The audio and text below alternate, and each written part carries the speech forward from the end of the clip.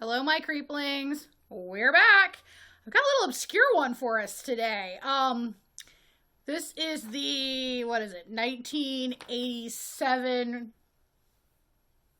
We'll talk about the date here in a minute. Classic called Blood Rage. Now, this one actually went by 3 different names. It was released under the title of Slasher, and then they changed it to Nightmare at Shadow Woods. There's an edited version, from what I understand. But now it's classically known by its title of Blood Rage. This one was released in March of 1987, but the thing was filmed in 83. This thing was shelved for almost 5 years. Excuse me.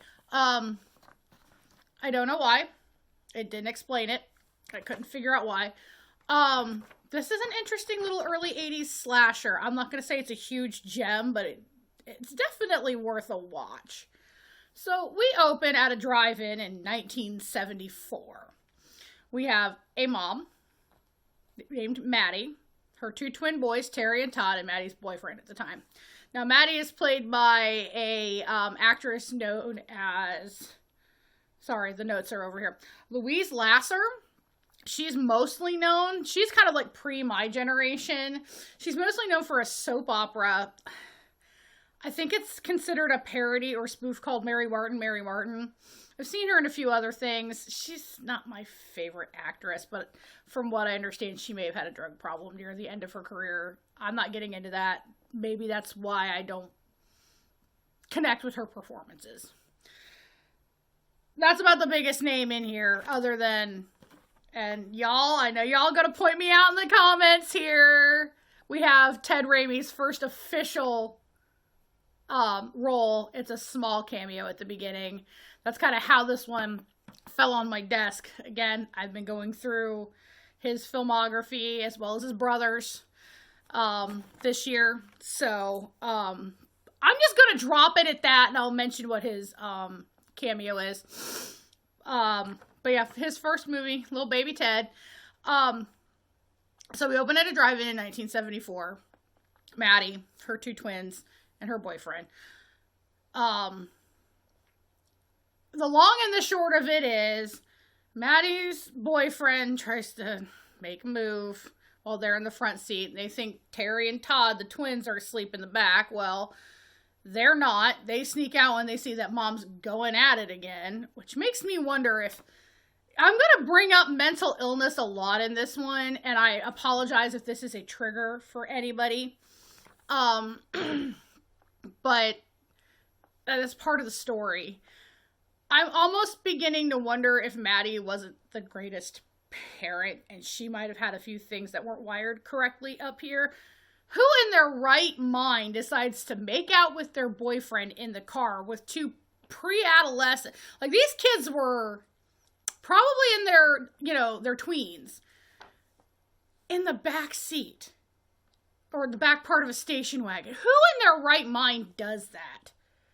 And, I mean, and it sounds like, with the mom's at it again line, sounds like mom does this quite a bit. There's going to be other things I point out about Maddie as we go on that make me wonder if she wasn't quite right up here and passed it on to one or both of her boys. So the boys leave the back of the station wagon. Mom is fucking clueless because mom's too busy with her man. Well, they're prowling around the drive-in, the boys are. One of them picks up a hatchet from the back seat of a pickup truck. And they, of course, this is the mid-70s. You have people having sex in cars. Well, I know I've said this already, but the long and the short of it is, one of the boys, Terry, kills the dude in the car and then turns around and blames it on his brother Todd. Now, poor Todd, after witnessing this, is kind of catatonic and can't speak up. So, Todd gets locked up in a mental institution and Terry goes free because everybody thinks Todd did it. That's the last we're at the drive-in. I only mention this because now I'm going to go back and mention the Ted Raimi cameo at the very beginning. He's the guy selling condoms in the men's room. Nice little, oh, I know who that guy is moment, and then you move on from it. And that's all I'm going to to say, I'm not going to wax lyrical over one of my favorite character actors. At least not in this episode. There will be others. Trust me. So we fast forward to 10 years later. So this would be 1984. So it's even a little dated by the time it was released. Terry's an adult in college. Mom's got a new boyfriend, possibly a longer term boyfriend. And poor Todd, got the hiccups, excuse me, is still locked up. Mom goes to visit Todd, and Todd's starting to remember. And he's saying Terry did it. And the doctor that has been working with Todd believes him. Mom does not. So she leaves Todd at the mental institution, and they go back and have a normal Thanksgiving where they announce that she and I believe her boyfriend's name is Bill. He's now her fiance. They're engaged. They're going to get married. Terry seems very uncomfortable by all of this. Like, something is going to change. You just get this feeling that Terry's just a little bit off, but he's really good at hiding it. This just feels like classic cinema sociopath to me, which makes sense when you watch the rest of the movie. They get a call during dinner that Todd has escaped. Todd's doctor and an assistant show up to come look for him, and Terry just goes off the damn deep end and just starts offing people. First, it's the boyfriend / soon-to-be stepfather. Chops him up pretty good. The assistant, the doctor, and then he starts killing his friends and neighbors. Like, something just flipped at him. Like, oh, Todd's out. I can blame it on him again. We have some really great soundtrack music in the background. It's very synth-based, very 80s. It was enjoyable. I actually would rather sometimes listen to that than some of the other stuff that was going on in the movie. The effects are a bit cheesy, but this is early 80s level practical effects. We get a hand chopped off, lots of stabbings. We have a body chopped in half, death by meat fork. Terry's favorite thing is a machete, though. You do have a lot of baby in danger in the second half, so watch out for that if that's going to make you upset. No animal deaths, so we're good on that one. So we all get to when we get from Terry starting his murdering spree to the end, they keep flashing back to Mom, trying to reach the boyfriend, not realizing he's dead in his office because he is the apartment manager. Mom's kind of like showing signs of a classic, is it manic depressive or bipolar? She's spiraling off the deep end. She starts obsessively compulsively cleaning. She's drinking heavily. She's eating leftovers out of the fridge, sitting on the floor with the door open to the fridge, just eating with her hands out of the leftovers box. So you see Mom spiraling out of control. We get to the end. Terry and Todd face off, and it looks like Terry might be getting the upper hand when Mom shows up after finding the boyfriend's body and grabbing the boyfriend's gun. And Mom looks like she's 2 steps away from catatonic herself. She's in a state. She shoots who she thinks is the perpetrator, Todd. But by this point, everybody who's still alive that knows it's Terry. And she's just freaking out. And she kills her one son.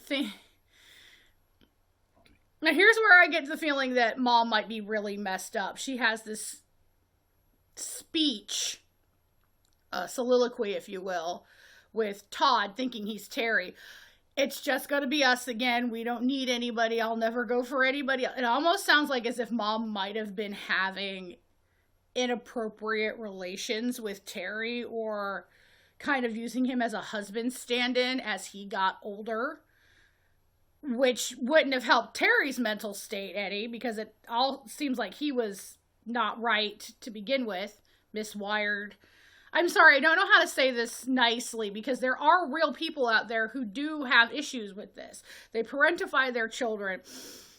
They take their oldest sibling and kind of turn them into their substitute spouse. with or without the possibility of sexual assault there. But like, these are real problems, and I really am trying to be sensitive about it. But it just seems like mom might not have handled things very well from the time that the boy's father disappeared to now.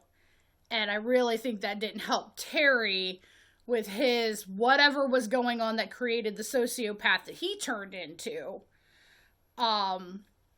So I'm beginning to wonder how much mental illness was in that family and how much got passed down. Todd seems pretty, I don't want to say normal, but he seems less affected by the possibility of mental illness. But again, he's been in a mental institution for 10 years. So maybe he's just learned to handle his issues better. But when Todd tells mom that, no, I'm Todd, she freaks out and she shoots herself with the last bullet in the gun. And we end on that note. It's a real weird little movie. I would recommend it if you're into early 80s slashers. If you really want to catch up on the Ted Raimi filmography, I suggest watching the first 5 minutes of this. If you're a practical effects fan, this is one where you can see where not so good practical effects end up becoming funny in a ironic way. Oh, I burped, excuse me. Let's see. I would have my friends watch this once with me. Would I force it on them again? Probably not. This is one of those you're watching because you're trying to either, I don't want to say fill a list, you're trying to tick off a list or fill a theme out, or I wouldn't spend money on it. I got it off the archive. All hail the Internet Archive. I may have had the edited version, I'm not sure. But yeah, I mean, wasn't a bad movie, wasn't the greatest movie. I would, take a minute to watch it again. I've already watched it twice for you guys. So yeah, that's pretty much where I sit on Blood Rage. It's an okay movie, not a banger, not something I'm asking for my money back. But yeah, so on that note, I am gonna probably go watch another movie. I've been on a roll lately. What can I say? I've just been sitting watching movies a lot. Because that's what I do. And, I'm gonna say good night, my creeplings, and I'll see you next time. Bye.